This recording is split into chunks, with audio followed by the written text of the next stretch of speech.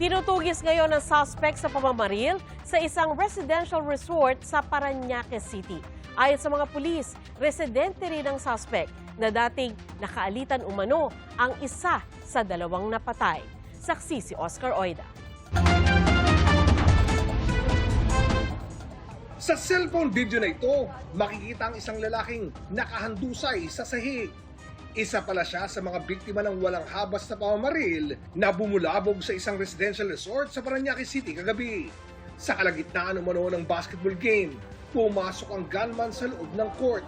2 ang kumpirmadong patay, 4 ang nasugatan. Ang kapatid ng isa sa mga nasawi, hindi napigilang maglabas ng sama ng loob. Sobrang sakit po. Hindi ko siya nagsisipin. Sa family, especially sa mom ko. Tapos sobrang biglaan din kasi na magkakasat pa kami parang just a few hours before mangyari, magka-video call pa sila lang namin. Sobrang sakit po.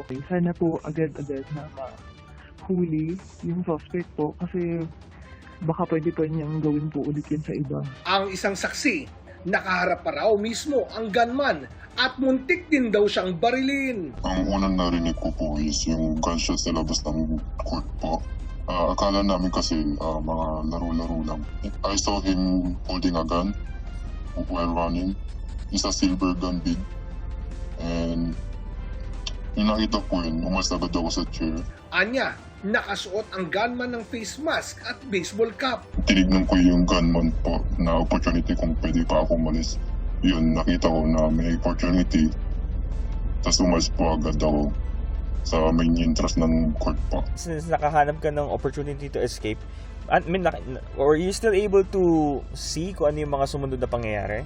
Even though na nakapag-escape ka na? Before I ran out po sa court, I only heard gunshots po and I didn't look at. Ang kanyang ina, galit at pangamba ang nararamdaman, lalo't hindi pa nahuhuli ang gunman.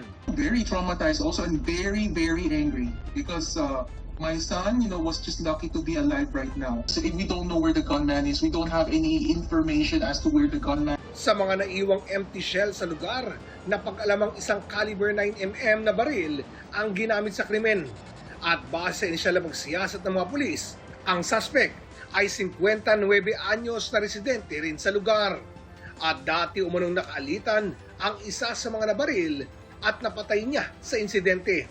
Yung parang last week ng December and last week ng February, allegedly itong suspect ay kumakatok doon sa unit ng ating isa sa mga biktima. At yun nga, nagsumbong itong victim natin doon sa security at pinatawag sila ng security. Bakit doon siya kumakatok? Allegedly, parang may hinahanap siya na tao. Ikinasa na ang isang manhunt operation. Lahat ng mga information na natatanggap natin ay pinupuntahan natin kung ano yung mga possible na puntahan niya at yung mga possible na kamag-anak na makapagtukoy at makakumbinse sa kanya na sumuko ay pinupuntahan na natin. Sa isang pahayag, sinabi ng Azure Property Management na nakikipagtulungan na sila sa mga pulis kaugnay sa isinasagawang investigasyon. Prioridad daw nila ang kaligtasan at seguridad ng kanilang mga residente. Buo raw ang suportang kanilang ibinibigay sa mga biktima at kanilang pamilya.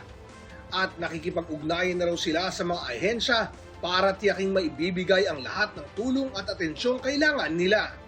Para sa GMA Integrated News, ako si Oscar Oida, ang inyong saksi! Mga kapuso, maging una sa saksi. Mag-subscribe sa GMA Integrated News sa YouTube para sa iba't ibang balita.